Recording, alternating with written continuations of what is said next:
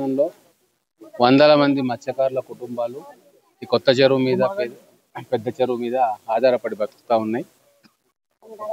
ఈ కొత్త చెరువును సంరక్షించుకోవాలి, అందులో భాగంగానే ఈ ప్రాంతం అభివృద్ధి కూడా చేయాలని చెప్పి మేము అనుకుంటా ఉన్నాం.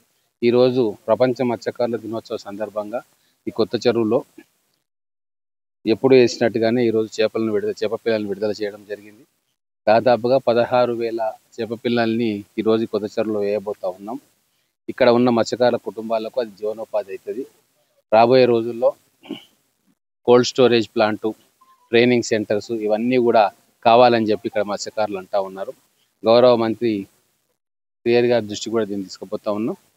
ఖచ్చితంగా రాబోయే 2-3 సంవత్సరాల్లో ఇక్కడ మత్స్యకారులకు కావాల్సిన అన్ని వసతులు కూడా కల్పించడానికి మేము ప్రయత్నం చేస్తాం. ఖచ్చితంగా మా కాంగ్రెస్ ప్రభుత్వం మత్స్యకారుల సంక్షేమానికి కట్టుబడి ఉంది.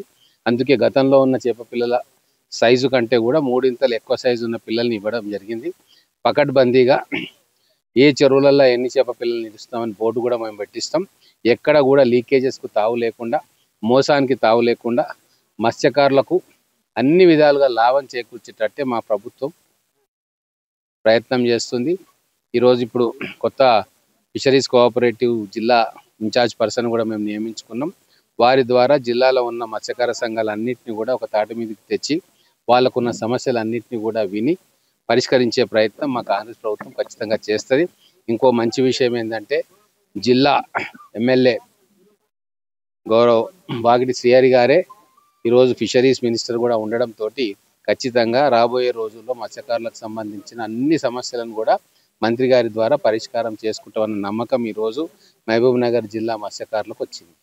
నా రాత్రి పగలు వారం రోజులు కష్టపడి ఈరోజు కనీసం ఈ అడ్రస్ తెలియని ఏరియాలో కూడా దాదాపు 600 మంది పై చిలుకు రావడం చాలా గొప్ప విషయం. కొంతమంది మూర్ఖులు, ఆ మూర్ఖుల నుండి అయ్యేది కాదు పోయేది కాదు, ఈ కార్యక్రమానికి రాకుండా అడ్డం పడి వాళ్ళు సాధించేది ఏం లేదు. సూర్యుని పైన ఉంచితే అది కింద నీ మీనే పడుతుంది. అది ఆలోచన చేయాల్సిన అవసరం ఉంది. ఆ మూర్ఖులకు హెచ్చరిక చేస్తున్నా. ఇంకొకసారి ఈ మూర్ఖత్వంతోన కులంలా కానీ బయట కానీ వ్యవహరిస్తే బాగుండేదని ఇది సందర్భంగా ఒప్పుకుంటున్నా, చెప్తున్నా కూడా.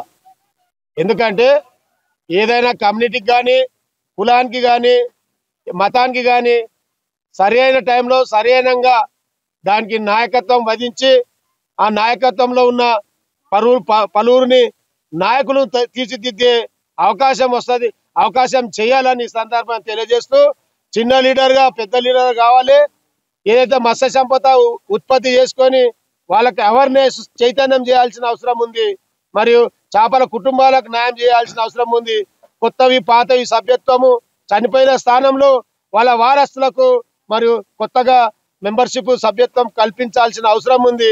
కనుక ఈరోజు ఏదంటే మహబూబ్ నగర్ జిల్లానే కాదు, తెలంగాణ ప్రాంతంలో ఉన్న 33 జిల్లాలో మత్స్యకారుల కుటుంబాలు ఈరోజు జిల్లాల వారీగా, తాలూకాల వారీగా, మండల వారీగా రాష్ట్రంలో మొత్తం NFDFK ఏదైతే నేషనల్ ఫిషరీస్ ఆఫ్ ఇండియా ఆ దానికి వచ్చిన ఫండింగ్ కూడా ఈ ప్రపంచ దేశాలలో అదో పాటు మన ఇండియాలో కూడా జరిగే బోటింగ్ వ్యవస్థ కావచ్చు, మరి ఫిషింగ్ వ్యవస్థ కావచ్చు, హార్బర్ వ్యవస్థ కావచ్చు, సముద్ర వేట కావచ్చు, మరి చెర్ల పెద్ద చెర్ల మేజర్ ట్యాంక్ స్మాల్ ట్యాంక్స్ కూడా ఈ వాటిని మొత్తం ఈరోజు చేపల పండుగగా జరుపుకోవడం జరిగింది.